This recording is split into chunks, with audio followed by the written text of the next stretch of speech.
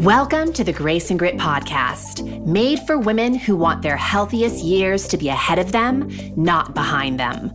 Join your host, Courtney Townley, right now as she breaks down the fairy tale health story you have been chasing all of your life into sensible action steps and lasting change.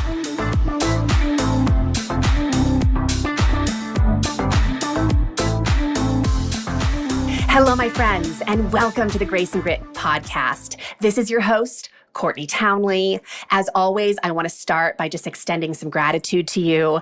I'm sure there's a lot of things you could be doing on that to-do list, and there's a lot of spaces and places that you could be investing your time. So the fact that you showed up here today to listen into this show, it does not go unnoticed, and it is so immensely appreciated. Now, I want to start off the show today by telling you that the doors to the Grace and Grit Signature Program are now open. I only open the doors to the Signature Program twice a year, once in the spring and once in the fall. This is a 6-month commitment, though many of my clients will continue to opt in working with me for a year and beyond. If you have been listening to this podcast for a while and you resonate with the message, I think you should really check out this program. You know that I'm a big believer that behavior change is a slow and steady process.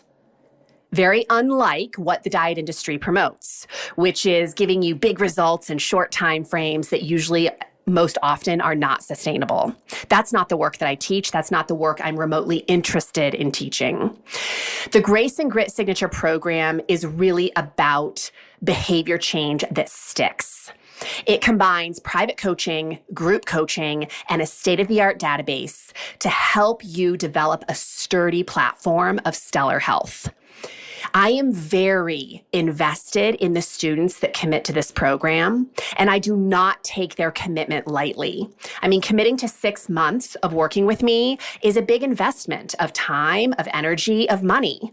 So I do all I can to ensure that people who register for this program really are positioned to get the most out of it, and that we're a really good match to work together. I don't want to waste your time.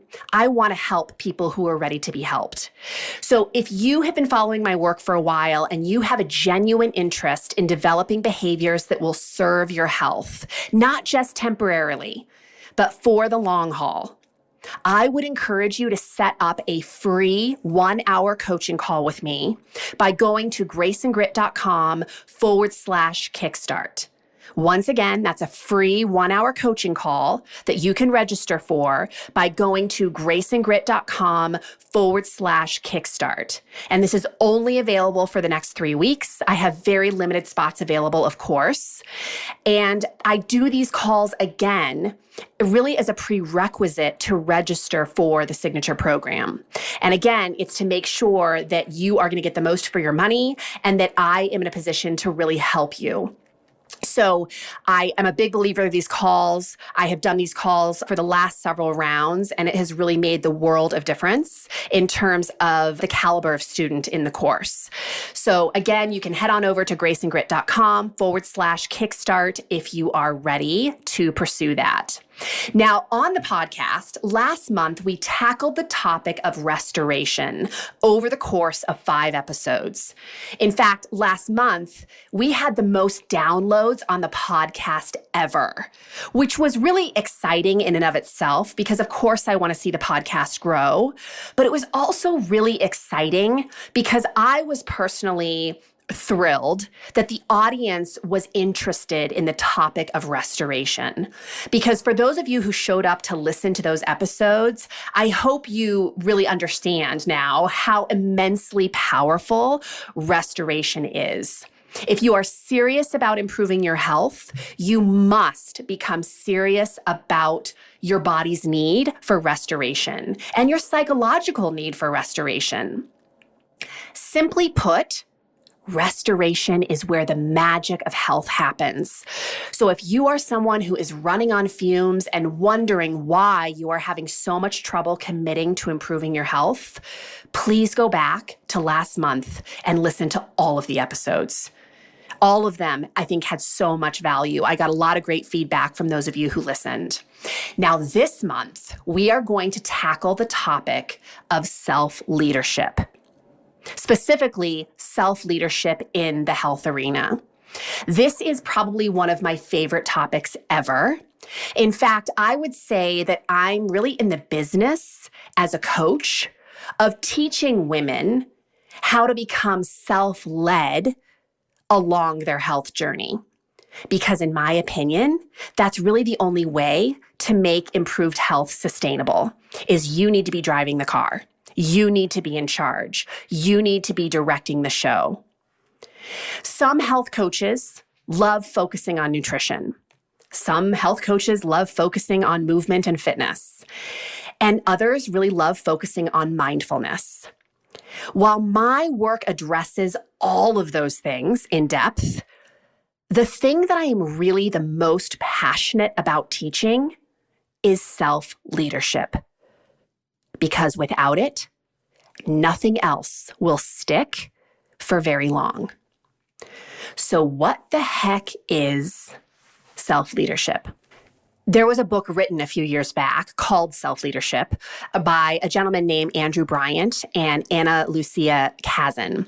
And in the book, they use this definition, which I think is really good. Self-leadership is having a developed sense of who you are, what you can do, where you are going, coupled with the ability to influence your communication, emotions, and behavior on the way to getting there. Self-leadership is, in my humble opinion, an exercise of self-introspection, radical self-honesty, and a whole lot of curiosity about why you do what you do. On that last point, why you do what you do, I'd just like to say here that I think one of the biggest challenges people have with making sustainable improvements to their health is that we seem to have become a culture that doesn't really promote people thinking for themselves in the arena of health, or it doesn't promote people being self-directed when it comes to health. We are sold meal plans and exercise programs in droves. And the crazy thing is we are more unhealthy than ever. It is obviously not working for us to follow someone else's list of rules and regulations when trying to improve our own lives. To improve your health, you need to get to know yourself better so you can lead yourself better.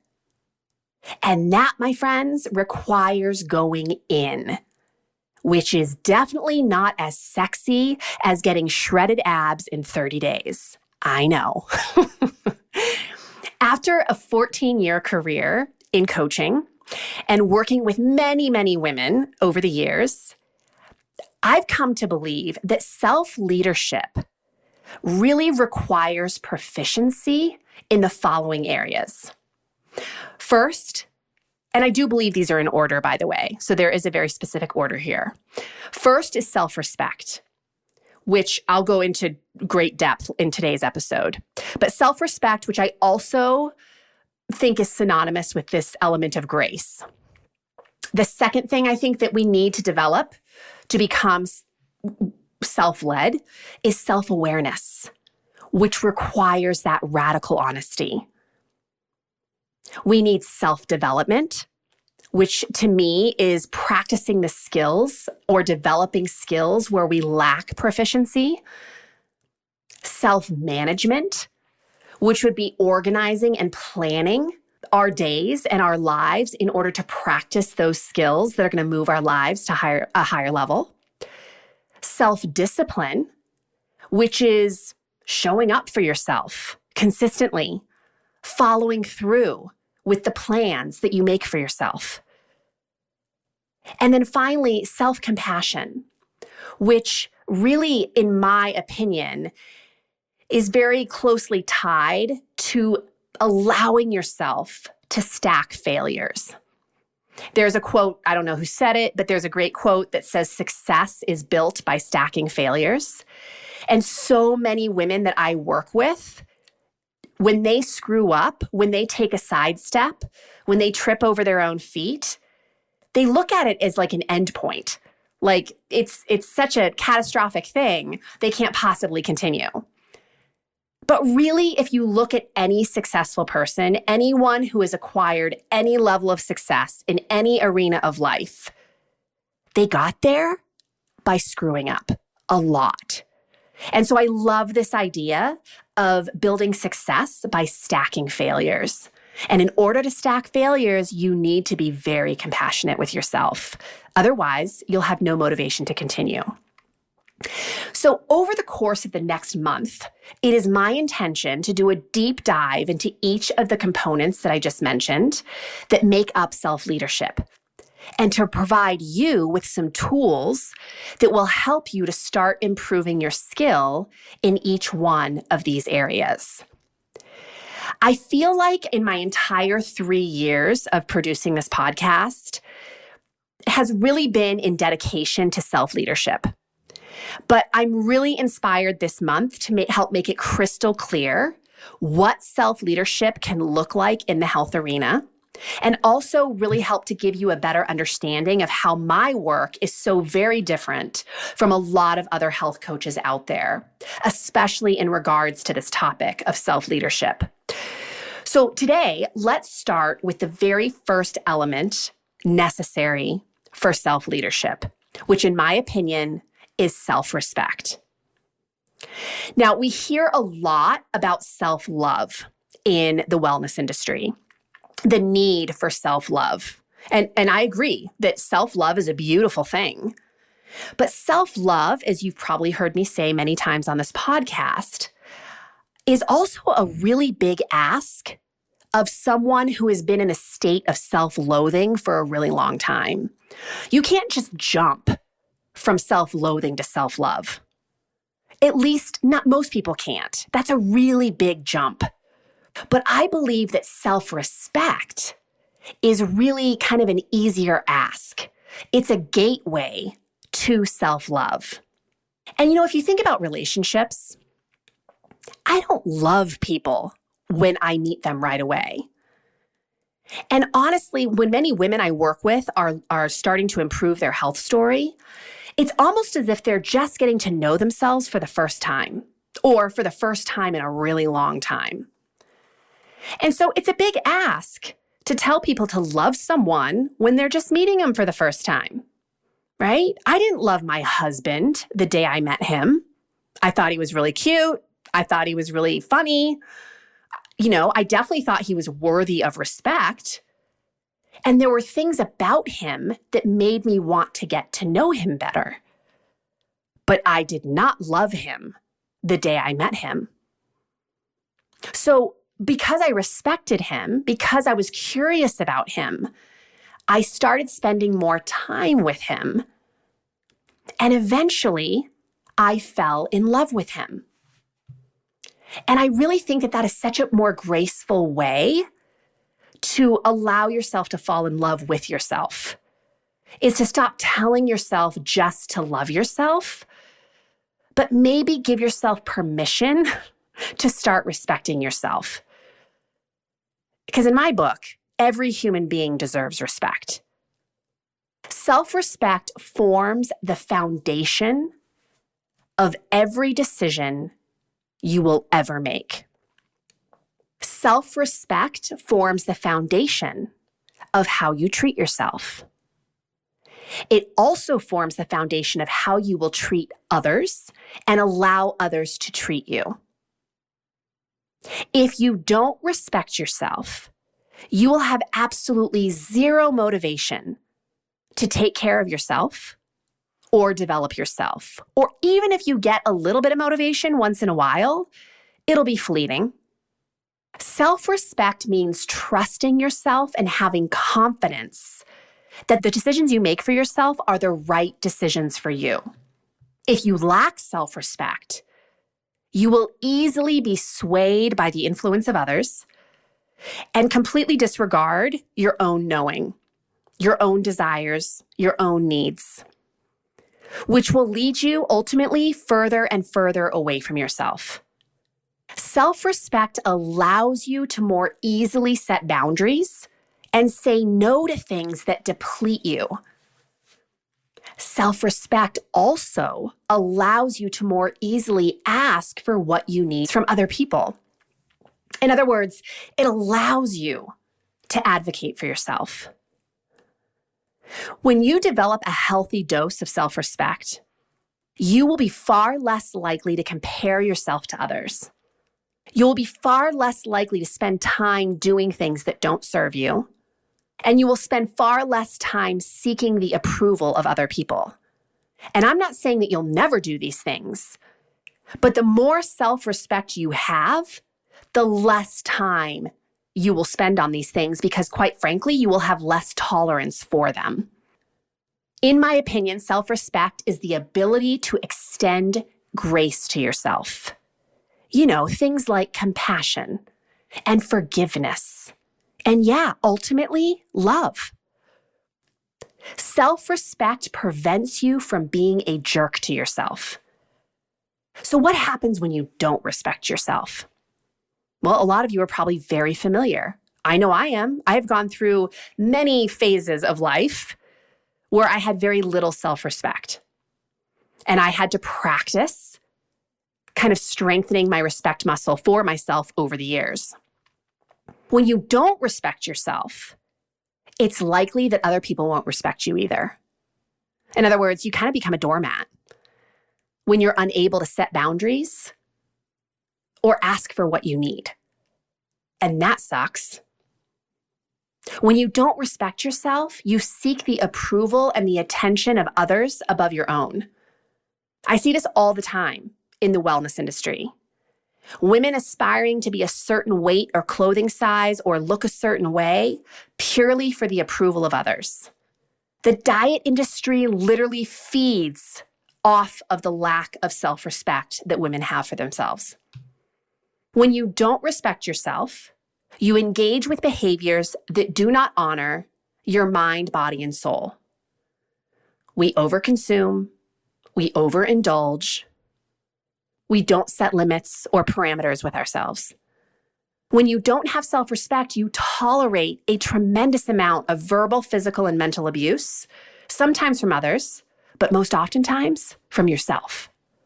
Some of you listening to this right now, I know, are finding it literally impossible to love yourself in this moment because of the way that you're thinking about yourself, because of the way that you have set up the relationship that you have with yourself.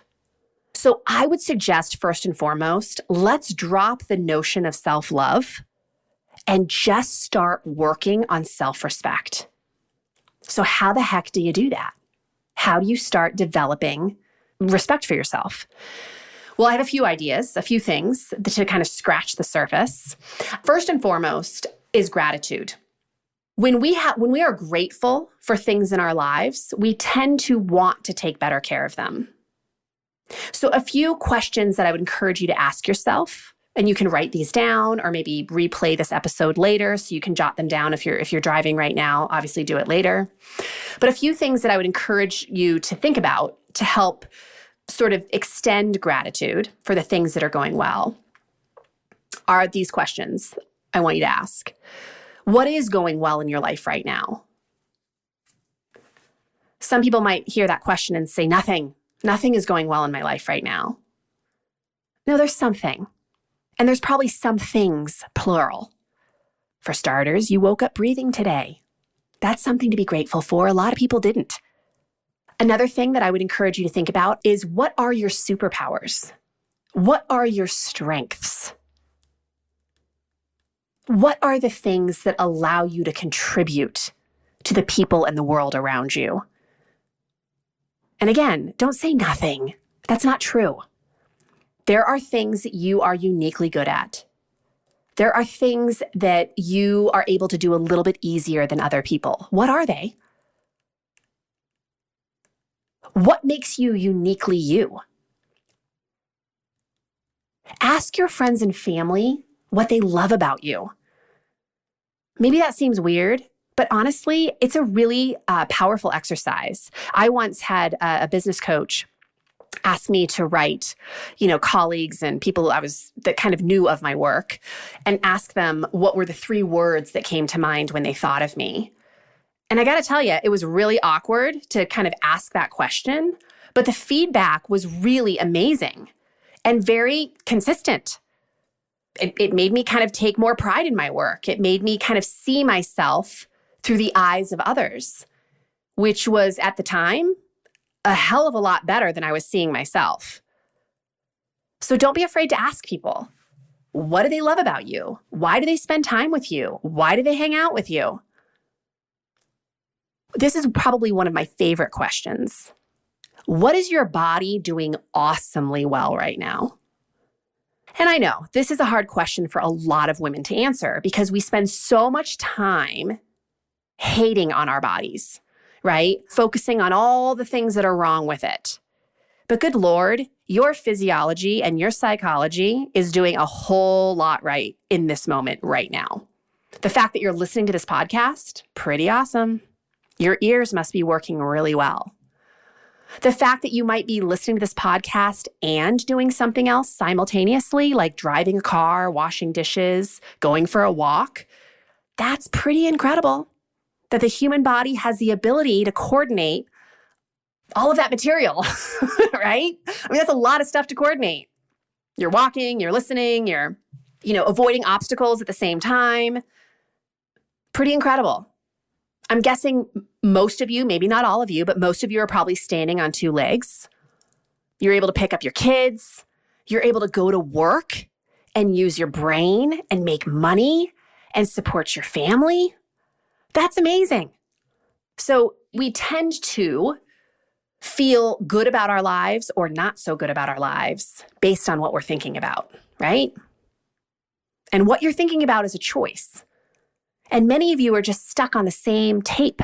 It's like you're playing that song from the 80s over and over and over again, right? When you don't even like it anymore. And really, you have the choice to change that tape that's playing in your head. And asking yourself pointed questions like these can give you some really good material to start pivoting your psychology more quickly. I'm a big believer that your thoughts drive your emotions. And if you are focusing every day on what's wrong with your life, what's wrong with you, what's wrong with your body, why someone else has it better than you, of this I am certain, you will feel like crap. And when you feel like crap, you make crappy decisions. And yes, that should be a bumper sticker. I haven't made it yet, but when I do, I'll let you know. When you feel like crap, you make crappy decisions. And really think about it for a minute.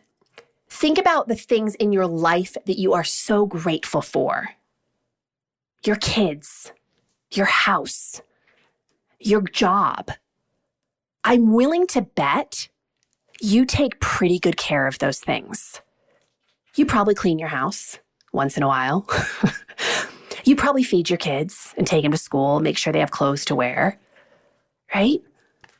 You probably show up with the intention of doing a good job at your job. You take good care of things that you have gratitude for. And the same is true of you. If you start focusing on what you are grateful for about yourself, what you appreciate about yourself, what is going well with your psychology and your physiology, you will have a heck of a lot more motivation to do the things that keep your head and your body in working order. And ultimately, it's because you respect them. When we are grateful for things, we respect them and we treat them better. So I'm going to end the podcast here today on that note. I still have this is, again, just one of the areas of self-leadership that I wanted to talk about today was self-respect. But in the coming weeks, I'm going to move on to self-awareness, self-management, self-development, self-discipline, self-compassion. We're going to cover all of these topics this month. But let's just start there today. I really hope you'll come back and join me for the rest of the month because it's going to be good. I love this stuff. And I specifically, it is no coincidence, by the way, that I chose this theme in the month where we are also launching the Signature Program. We're opening the doors for registration for the Signature Program. The reason I am talking about self-leadership on the podcast this month is because self-leadership is what I teach in the coaching work that I do. Yes, it's in the arena of health. It's teaching women how to be self-directed along their health journey. So once again, like I said at the beginning of the podcast, if you are somebody who is really ready to make a difference in your health story in 2019, and you've been around the Grace and Grit community for a while, and you resonate with the message, and you really are kind of understanding this concept of self-leadership and how important it is, get on over to graceandgrit.com/kickstart and book a free coaching call with me. And let's together figure out if the Grace and Grit program, the Signature Program, would be a good fit for you. Maybe it will be, maybe it won't, but there's no loss if you book a call and we decide that ultimately it's not for you. That's okay. But I also want you to hear that I'm not just in the business of offering free coaching calls. I mean, I really am doing these calls for people who are genuinely interested and curious about the program. So I promise not to waste your time. I promise you will walk away from that call with value, with action steps, and with a much better understanding of whether or not that program is a good fit for you. I hope this was valuable. I hope it gets you thinking a little bit differently this week about whether or not you are moving from a place of self-respect in your own life, especially when it comes to your health. I would argue that most women are not. And how might you be able to start changing that, right? Because self-loathing, beating yourself up, being a jerk to yourself, not having self-respect is not working. It will never work for long-term sustainability. Plus, it's just a really unhealthy place to live, right? If we were in any other relationship in our life where there was no respect, I'm sure we would all be having a conversation about what a horrible thing that is. So why are we willing to accept a relationship with ourselves that lacks respect?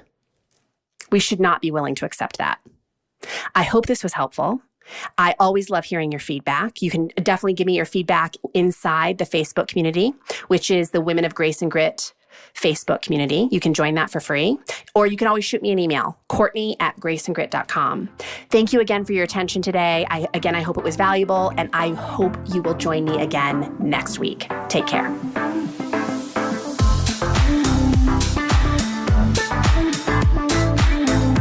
Thank you for listening to the Grace and Grit podcast. It is time to mend the fabric of the female health story, and it starts with you taking radical responsibility for your own self-care. You are worth the effort, and with a little grace and grit, anything is possible.